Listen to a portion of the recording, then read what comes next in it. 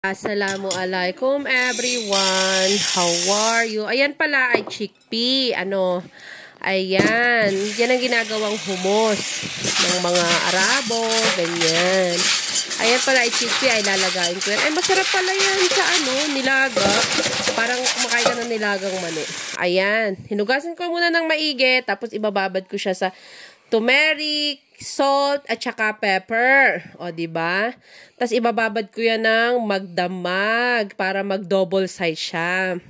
Hinalo-halo ko muna para bongga, diba? Tapos, nilagyan ko yan ng tubig para makover talaga yung chickpea. Paborito pala yan ng aking asawa, yung chickpea na yan. Kaya, naging paborito ko na rin. Masarap din siya sa snack, Tapos, ayan, tinakpan ko na yan at tinabi ko na yan sa oven.